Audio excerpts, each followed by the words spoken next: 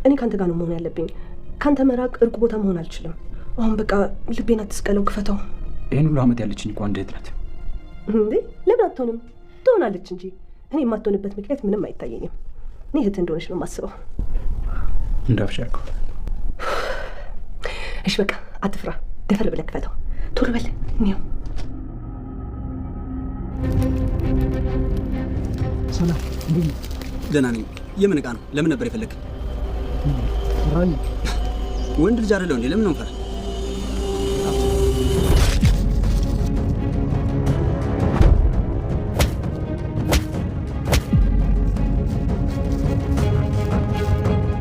ቤሉ ሊሆን ትልቅ እቅድ ያዘጋጀ ይመስለኛል። የሆነ የተዘጋ ቤት ሳጸዳን ያገኘሁት የሄለንን ፎቶ ለጥፎ የሆነ ቀን እየቆጠረላት ነበር። ምን? አዎ። ምን ወደ ነገርክ? ከምርሽን ነው መስል? ታዲያ እባክሽን ሌላም ነገር ካለ ንገሪኝ። የኔስ ፎቶ አለ? ያንተ ለምን ይኖራል? ደግሞ ሊኖርም ይችላል። ያው እሷ ስመጣብኝ ቶሎ ነው የወጣሁት። ወይኔ ጉዴ! ታዲያ ፎቶ ልታነሽልኝ ትችላለሽ? እባክሽን በፍቅራችን እስቲ።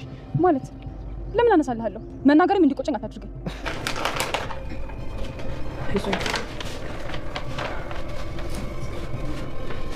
ችውዱ ተንቀጠቀጠ እኮ።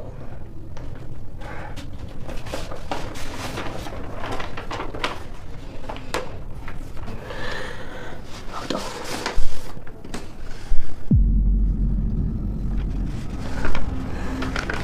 ቤሉል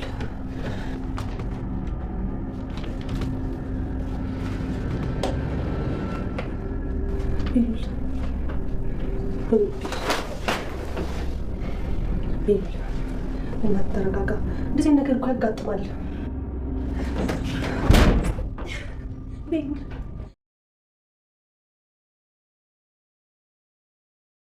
መሲ ወንድሟን ካስገደለው ከጠላቷ ጋር አብራ ለመሆን በፍርድ ቤት ጋብቻቸውን ለማጽደቅ ተስማማች። የመሲ ወንድም መኩ ያላሰበው አደጋ ተከስቶበታል። በህይወት ይተርፋል ወይስ ይሞታል? ቤሉልን ሲያስጨንቀውና ሲያስፈራው እስከዛሬ ድረስ ሲያስጨንቀው የነበረው ጉዳይ ይፋ ሆኗል። ኤልሹ እህቴ ትሆናለች አትሆንም የሚለውን ለማረጋገጥ በሰጠው የዲኤንኤ ምርመራ ውጤት ዲኤንኤ ምርመራ ውጤቱ ቤት በመጣ ጊዜ ቤሉል ለመክፈት ከፍቶ ለማየት ፈርቷል። እናም እንግዲህ ሊዚ ያን ነገር ከፍቶ ቼክ እንዲያደርግ እህት ነው የምትሆነው፣ ከእሷ ውጪ ማንነት ከእህት ውጪ ሌላ ምን ልትሆን ትችላለች እያለች እያጽናናችና እያበረታታችሁ ነበር። ግን ደግሞ ቤሉል የፈራው ደርሷል። ሰላም ሰላም! ውድና የተወደዳችሁ ውድ ቤተሰቦች እንደምን አላችሁ? በያላችሁበት የዓለም ዳርቻ ሰላማችሁ በዘት ይበልን እያልን በአዲስ መተናል። በቅንነት ላይክ፣ ሼር፣ ሰብስክራይብ እያደረጋችሁ ቤተሰብ አድርጉን። በባለፈው ክፍል እንደተመለከትነው እንግዲህ ተከታታይ ድራማ እንግዲህ ቤቲ ፍቅረኛዬ የምትለው አካሌ የምትወደው የሚወዳት ይወደኛል ብላ የምታምነው ሰው ቤት በሄደችበት ያላሰበችው ችግር ተከስቶባታል። ወይዘሮ ሉሊትና ቤቲ እዛ ቤት ፊት ለፊት በመገናኘታቸው እንግዲህ እህቴ ናት ብሎ ዋሽቷታል ማለት ነው። ይህም ሳያንስ ቤቲ የፍቅረኛ ቤት ነው እንደፈለኩ መውጣት መግባት እችላለሁ ብላ ድንገት ቀጠሮ ሳታስይዝ በመሄዷ ምክንያት ቴዲ እንዴት ትመጫለሽ ብሎ አመነጫጭቋት ነበር። ግን ደግሞ እሷ እንግዲህ እኔ ጥዬሽ ልሄድ ነው ትንሽ ቆይ ባላት ጊዜ እንዴት ብቻዬን እዚህ እቆያለሁ እንዴት እንደዛ ታረጋለህ ስትለው ብቻሽን ነው ልታድሪ ትችያለሽ፣ ከዚህ ሁሉ ግን ብትመለሽ ወይ ደግሞ ጓደኛለችኝ ወዲያልሻት ዘንድ ብትሄጂ የተሻለ ይሆናል ብሎ ጥሏት ሄዶ ነበር።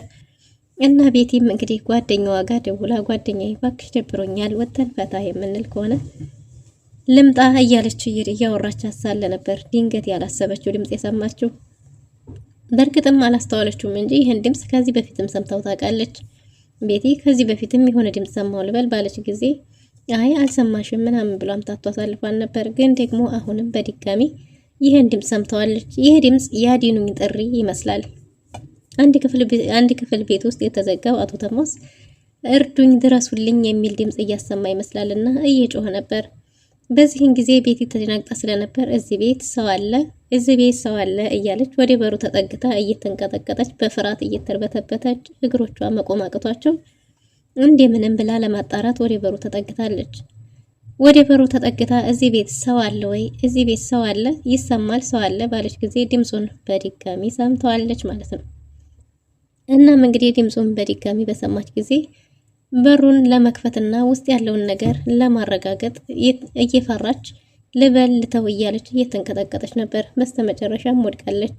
ግን ደግሞ ከፍራቷ እንደምንም ለመጠንከር እየሞከረች አሁንም በድጋሚ በሩን ለመክፈት በሞከረች ጊዜ በሩ ቁልፍ ነበር።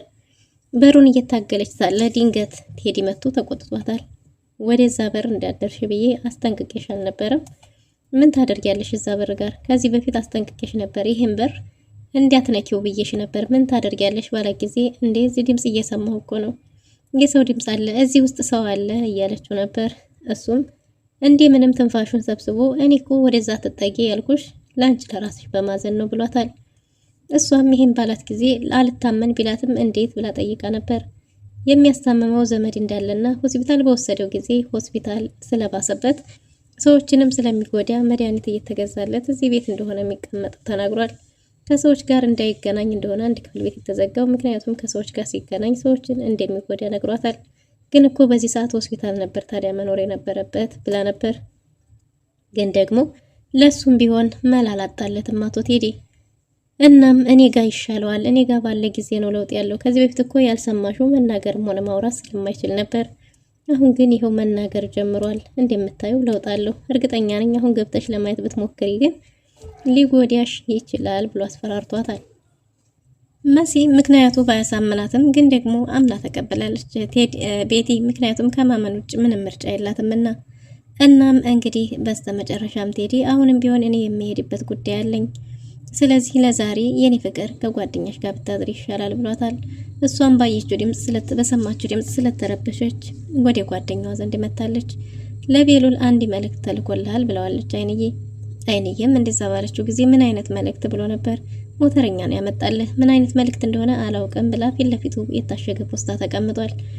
እሱም እንግዲህ የዲኤንኤ ምርመራ ውጤት እንደሆነ ገብቶታል። እናም ለዚህ እንግዲህ ሊዛ ይሄ ምንድነው ባለችው ጊዜ የዲኤንኤ ውጤት እንደሆነ ነግሯታል። እንዲህ የምን ባለችው ጊዜ አይ አሁን ሳይሆን በኋላ ብነግርሽ ይሻላል ሊዛዬ፣ አሁን ልነግርሽ አልችልም ባላት ጊዜ እሷም እሺ በቃ አሁኑን እንክፈተው ብላ ነበር። አይ እዚህ አይደለም ወደ ላይ ልውጣ ብሎ ነበር። ሊዛም ተከተለው ሄዳለች። ቤሉል የእናቱ የወይዘሮ ሄለን ክፍል ውስጥ ገብቷል። እንዴ ይህን ክፍል ለምን መረጥክ ባለችው ጊዜ ሊዛ እዚህ ክፍል ውስጥ በነፃነት ማየት እችላለሁ ብዬ ነው፣ ምክንያቱም እዚህ ሰው ስለሌለ ማንም ሰው ሊያንኳኳ አይችልም ብሏታል። እሺ ብላ እሺ ክፈትና እንየው እያለች ነው ሊዛ። ቤሉል ግን እጅግ በጣም ፈርቷል። እየተርበተበተ ነው፣ ይንቀጠቀጣል። ሰውነቱን ክብደቱን እግሮቹ መሸከም አቅቷቸዋል። ምክንያቱም ይሄ ውጤት እንደፈራሁት እህቴ ባትሆንስ? እኔ እኮ ማንም የለኝም፣ ብቸኛ ነኝ። በአንድ ጀንበር ይሄ ሁሉ እስከ ዛሬ አምኜ ስኖር የነበረው እህትነት ሊበተን ነው፣ አፈር ድሜ ሊበላ ነው እያለ ብቻውን ማውራት ጀምሯል። እንዴ ክፈተው፣ እሷ በጭራሽ እህት ላትሆን አትችልም፣ እህት ናት እያለች ሊዛም እያበረታታችሁ ነበር። ቤሉልም ሊዛዬ እባክሽ ለብቻዬን ተይኝ ብሏት ነበር። እሷም በጭራሽ ብቻህን አልተውህም፣ እንዴት ነው ብቻህን የምተውህ? በዚህ ሰዓት አስፈልጋለሁ፣ ከጎንህ ነው መሆን ያለብኝ። እኔ ደግሞ ስንት ሀገር ቆርጬ የመጣሁት ታውቃለህ፣ አንተን ላግዝህ ብዬ ነውና ካንተ ወደ የትም አልሄድም ብላለች። ቤሉልም እባክሽ ሊዛዬ ብሏት ነበር። እሷም ደግሞ እኔ የመጣሁት ጭንቀትህን፣ ሀሳብህን ልካፈልህ ልጋራህ ነው። አሁን አትፍራ፣ ቶሎ ክፈተውና እንመልከተው።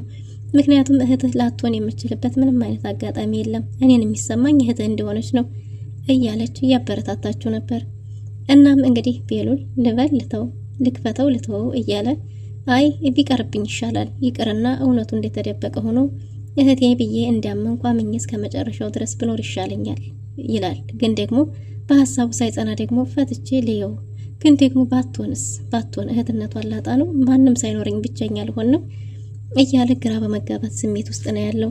እናም እንግዲህ በስተመጨረሻም በሊዛ ጉዝጉታ ሊከፍተው ጫፍ በደረሰ ጊዜ እግሩም እጁ ሲንቀጠቀጥ ሊዛ ወረቀቱን እሷ ይዘዋለች። በሌላ በኩል መኩ ከዚህ በፊት ስልክ ተደውሎ እቃ ተልኮልሃልና መተህ ውሰድ ተብሏል። እና መኩም ስልኩ የማያውቀው ስልክ ቢሆንም እቃ ተልኮልህ ነው ስለተባለ የተቀጠረበት ጫካ ድረስ ሄዷል። እናም እዛ ጫካ ውስጥ የነበሩት ጆ ከርቀት ቪዲዮ እያደረገ የሚወዳት ሴት ወንድም እንግዲህ ሲገደል ቦታው ላይ ነበር ማለት ነው። ጆ የእውነት ኑኑን ያፈቅራት ነበር ግን እናም ጆ ካሜራ ይዞ ከርቀት ደግሞ ገዳይ የተባለው ሰው ቦታው ላይ ቆሞ ገዳይ ሲያረፍባፍድ ሟች ይገሰግሳል የተባለው ነገር ሆኖ ግን ደግሞ ባሁኑ እየገሰገሰው ገዳይ እንጂ ሟች አልነበረም። እናም ገዳይ ተዘጋጅቶ እየጠበቀው ነበር። መኩ በደረሰ ጊዜ አረፈድክ ብሎት ነበር። ይቅርታ ብዙ አረፈድኩ እንዴ እያለ ነበር።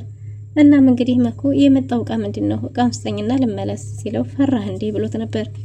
እንዴ ወንድ ልጅ አይደለሁ እንዴ ለምን እፈራለሁ ብሎ ልበ ሙሉ እና ጀግናው መኩ ማንም እንዲህ ያደርገኛል ብሎ ባልተጠነቀቀበት በተዘናጋበት ጊዜ እቃ ልቀበል ነው ብሎ ተረጋግቶ በቆመበት ቦታ ላይ ድንገት በስለት ወዱን ወቅቶታል። በስለት ወዱን ሲወጋው ሲወድቅለት እዛው ላይ ቀጥቅጦ እንግዲህ የመኩ ህይወት ልውጣ ልቀር እያለች ግብ ግብ ተያይዘዋል። መኩ ምናልባትም በህይወት ሊተርፍ ምናልባትም ሊሞት ይችላል። ነፍስ አውጪ ላይ ነው ያለው። የመኩን ሞት የሚጠባበቀውም አቶ ቴዲ በተደጋጋሚ ለገዳዮች እየደወለ ነው። እስካሁን እየጠበቅን ነው አልመጣም ሲሉት የነበሩት ገዳዮች አሁን ደግሞ ደስታውን አበስረውታል። እንግዲህ ገዳይና ጆም ቶሎ እንሄድ ብለው ከሄዱ በኋላ ቤሉልን ለምንድን ነው የተዋችሁት? መረጃው እኮ ከእጁ ላይ ብዙ መቆየት አልነበረበትም። እናንተና ምኝትቻችሁ እንዴት ትተውታላችሁ ብሏቸዋል። እነሱም እንደጠበቅነው ስላልሆነ ነው። በእግሩ ሄዶ ጫውን ለማውሰድ ሲደርስ እንቀበለዋለን ስንል እሱ ግን በመኪና ሄደ እያለ ነበር። አሁንም ቢሆን ወደ ቤሉል እነዚህ ገዳዮች እንደሚሸጋገሩ ጆ ትእዛዝ ሰጥቷል ማለት ነው። በሌላ በኩል እንግዲህ ቤሉል የፈራው ደርሶ ምንም ቢንቀጠቀጥም ቢርበተበትም ግዴታ ይህን ፋይል ማየት ስላለበት ይህን ፖስታ ለመክፈት ተገደዋል። ቴዲና መሲ ተደዋውለው ተቀጣጥረው መሲ እንግዲህ ቴዲን ለማግኘት ሄዳለች። ቴዲን ለማግኘት በሄደችበት ቦታ እሷ ከቤተሰቧ ተደባብቃ እንደምንም ተጠቀላላ እንደሙዝ ብትሄድም ግን ደግሞ ቴዲ መሲን የሚጠብቃት እወድሻለሁ፣ አፈቅርሻለሁ የሚላት የእውነት ሳይሆን የውሸት እሷን ለመጠቀሚያ ለማድረግ ለበቀል ሲመስለኝ ቴዲ በቀሉ ምናልባትም ከነ መሲ ቤተሰቦች ጋር እንጂ ከአቶ ቶማስ ቤተሰብ ጋር ብቻ አይመስልም። ምክንያቱም እስከ ዛሬ ድረስ መሲን ሲጠቀምባት ነበር። በፍቅር ስበብ፣ በጅንጀና ስበብ እስከ ዛሬ ድረስ እየተጠቀመባትና መረጃ እያወጣች እንዲሰጠው እያደረጋት ነበር። ምክንያቱም መሲ አሁንም ከመሲ የሚጠብቀው መረጃን ብቻ ነው። ቤት ውስጥ ምን አዲስ ነገር እየተፈጠረ ነው እያላት ነበር። መሲ እዛ በደረሰች ጊዜ ከተገናኙ በኋላ ልክ እንደምን ጊዜውም ፍቅሩን ገልጾላት ግን ደግሞ ጋብቻቸውን በፍርድ ቤት አጽድቀው አንድ ላይ መኖር እንዳለባቸው ተናግሯል። እሷም በወንድሟ መደብደቡን ይቅርታ ጠይቃ ወንድሟ ለመሰለው ነገር ደፋር እንደሆነ ተናግራ እናም እባክህ በሱ ስም ይቅርታ ብላ ይቅርታ ጠይቃለች። እናሱም ምንም አይደል እኔም ቢሆን እኮ ለሷን እሺ ሳይሆን ግን ደግሞ አንቺን ስለምወድሽ ለምወድሽ ፍቅሬ ለወደፊት ሚስቴ ብዬ ነው ብሎ ወንድሟን ሬሳውን አስቀምጦላት እሷን በምላሱ ይደልላታል። እናም መሲም እሺ በቃ ለዛ እኮ ነው የምወድህና የማፈቅረህ የእውነት አንተ ልዩ ሰው ነህ ብላለች። ድንቄም ልዩ እሷንም ልዩ አርጓት። እናም እንግዲህ መሲ ቴዲ ጋር እያወራች ነው። ግን ይሄ ነገር ያስፈራል፣ እንዴት ነው እንደዛ ላረግ የምችለው እያለች ነበር። ግን ደግሞ ከዚህ የተሻለ አማራጭ እንደሌላት በተደጋጋሚ ሲነግራት እሺ ብላ በሀሳቡ ተስማምታለች ማለት ነው። እናም እንግዲህ መሲ ለቴዲ ከቴዲ ጋር ተፈራርማ ቴዲ ጋር አጠቃላይ ልትኖር ተስማምታለች። ቴዲም በቀሉን ገና ጀመርኩት እንጂ አልጨረስኩትም። አንቺን ከማንም ሰው ማሸሽ አለብኝ፣ ከሁሉም ሰው አሸሼ የምፈልገውን እስከማገኝ ድረስ አንቺ ከማንም ሰው ጋር መገናኘት የለብሽም የሚል ውሳኔ ላይ ደርሷል። በዚህ ውሳኔውም እንግዲህ መሲን በቅቤ አቅልጥ ምላሱ ልቧን አቀላልጦ በሀሳቡ እንድትስማማ አድርጓታል። መሲም እሺ ብላ በሀሳቡ ተስማምታ ልትሄድ ስትል ቤት ውስጥ ምን እየተፈጠረ ነው ብላለች ብሎ ጠይቋታል። ወይዘሮ ሄለን ምንም እያደረገች እንዳልሆነና ግን ደግሞ ትልቅ ሚስጥር አውጥታለች በስተት። ይህ ምንድነው? ቤሉል ክፍሉ ውስጥ ፎቶዋን እየተጣጠፈ ቀኖች እየቆጠረላት እንደሆነና ወይዘሮ ሄለን ትንሽ ቀናት ብቻ እንደቀራት እንደምትወድቅ እየነገረችው ነበር። በዚህን ሰዓት የኔን ፎቶ ይኖር ይሆን ብሎ እጅግ በጣም መደናገጥ ታይቶበታል። ይህም መደናገጡን የተመለከተችው መሲ እንዴ ታዲያ አንተ ምን አስደነገጠህ እያለችው ነበር። በዚህን ጊዜ እሱም አይ አይደለም የኔ ፎቶ እዛ ካለ የኔ ፎቶ እንድትቀጭልኝ እንድታነሽልኝ ብዬ ነበር ብሏታል። አንተ ምን ስላደረክ ያንተ ፎቶ እሷ ጋር ይኖራል? ቢኖርስ ደግሞ እኔ ለምን ብዬ ቀዳለሁ ባለችው ጊዜ እሺ ሌላ ምን መረጃ አለ? የዛ ቤት የሚፈጠረውን ነገር እያንዳንዱን ነገር እንድታሳውቅኝ ይፈልጋለሁ ብሎ ቴዲ በፍርሃትና በመንቀጥቀጥ በመረበሽ ስሜት ሲመለከት አይታለች። እናም መሲ የሆነ የጠረጠረችው ነገር ያለ ይመስላል። በቃ እሺ ቻው፣ ወደ ቤት መሄድ አለብኝ፣ ማንም ሰው ሳይኝ ተደብቄ ነው የመጣሁትና ወደ ቤት ልሄድ ብላ ዘወር ስትል እንዴ ሰላም ሳትኝ ብሏት እሷም ወይ ረስቸው ነው ብላ መሲ የነቃች ነገር ትመስላለች። እንደተለመደው እንግዲህ ቻው ብላ ወደ ቤቷ ተመልሳለች ማለት ነው። ቤቲ ወደ ቤት መታለች፣ ግን በጣም ደብሯታልም ከፍቷታልም። ለሊዛ እየነገረቻት ነበር። እናንተ ምንድን ነው እንደፈለጋችሁ የምታስቆሙኝ ላይ ትሉኛላችሁ፣ እዚህ ግን ቀድማ እኔ ታስቆሙኛላችሁ ባለች ጊዜ ይቅርታ ጠይቃት ያላሰቡት ችግር ገጥሟቸው እንደሆነ ተናግራለች ሊዛ። በዚህን ሰዓት እንግዲህ ቤቲ በጣም እንደደባበራት ስትነግራት ምን ሆነሽ ነው ለምን ደባበረሽ እያለቻት ነበር። ቤቲም ፍቅረኛዋ ጋር እንደነበረች እና ፍቅረኛዋ ቤት ደግሞ የሆነ የሰው ድምፅ እንዳለ የተዘጋ ቤት ውስጥ ድምፅ እንዳለ ተናግራለች። እናም ፍቅር እንደዚህ ብሏለኝ ስትላት እንዴት ታዲያ አንቺ ሰውዬውን አይተሽዋል? ታማሚ ከሆነም እኮ በዚህ ሰዓት ሆስፒታል እንጂ ቤት መሆን አልነበረበትም የሚል ሀሳብ አቅርባላታለች። እኔም ብዬ ነበር ግን ለዚህ በቂ ምላሽ አልሰጠኝም፣ ሰው ይጎዳል ምናምን ነገር አለኝ ስትል ለሊዛም ሆነ ለቤቲ ጥያቄ ፈጥሯል። ግን ይህን ሰው ምን ያህል ታምኔዋለሽ? ምን ያህል ታውቂዋለሽ? እያለቻት ነበር። እሷም በጣም እንደምትወደውና እንደሚወዳት ተናግራለች። እናም እንግዲህ እህቴ ናት ያላትን ሴትም እዛ ቤት እንዳያገኘች ጭምር ደግሞም እህቱ ስለሆነች እኔ ያን ያህል ብዙ እንትን አላልኩም ገምቼ ነው ምናምን ነገር እያለች ሳለ ድንገት መሲ ተሸፋፍና ልታልፍ ስትል ሊዛ ጠርታታለች። አቤት ብላ መሲ በሄደች ጊዜ ለምንድን ነው መጠሪያት? ለምን ሰላም ታያታለሽ? እያለች እየተቆጣች ነበር። እናም እንግዲህ መሲ ልብሷን ቀይራ ሄዳ ቁጭ ብላለች። ቤት ጌጣጌጡ የራሷ እንደሆነና ግን ደግሞ አምና ጥፋቷን መሰረቁን እኔ እኮ ግዢ ብትለኝ ሌላ መጨምራለሁ ግን የሌባ አይነ ደረቅ ናት እያለች ነው። መሲን ሌባ ባለቻት ጊዜ መሲ እኔም ሌባ አይደለሁም እያለች ነው። እሷ ደግሞ ይሄ ጌጣጌጥ የኔ ነው ሌባ ነሽ ግዢ ብትኝ እኮ ጨምሬ እገዛልሽ ነበር እያለች አንዳንድ አለመግባባቶች ተፈጥረዋል። እንግዲህ ቤቲ መሲ አንዳንድ ነገሮችን ለመጠየቅ ፈልጋ ነበር፣ ግን ደግሞ ቤቲ ልትረዳት አልፈለገችም። ምክንያቱም ጌጦቿን እጇ ላይ እያየቻት ስለካደቻት የእውነት ሰርቃት መስሏታል። በሌላ በኩል እንግዲህ መኩ በህይወት መትረፍ አለመትረፉ አልተረጋገጠም። ቤሉል እንደምንም ብሎ ይሄንን ፖስታ ከፍቶታል። ይሄ ፖስታ በተከፈተ ጊዜ እንደፈራው ኤልሹ እንዳልሆነች አረጋግጧል። ቤቱን በአንድ ግራ ቆሞታል። ይደበድባል፣ ይጮሃል። እናም ሊዛም ራሱን እንዳይጎዳና በራሱ ላይ እንዳይወስን እየጠበቀችው ነበር። እሷንም አይኔ ይሽ ብሎ አስወጥቷታል። ለወይዘሮ ሄለንም ደውሎ ቀጥሯታል። ወይዘሮ ሄለንን እንገናኝ ባላት ቦታ ላይ ጆን ይዛ እየጠበቀችው ነው። እናም እንግዲህ ጆን ምናልባት እንዳይጎዳት ወይ ሌላ ሰውን ጨምር ብቻህን ማችለው ከሆነ አጠራሩ ደስ አይልም እያለች ነው። ቤሉልም ፊት ለፊት ከወይዘሮ ሄለን ጋር ተገናኝቷል። ምን ሊያደርግ ይችል ይሆን? ውድና የተወደዳችሁ ለዛሬ የነበረን ቆይታ ይመስል ነበር። በቀጣይ እስከምንገናኝ መልካም ጊዜ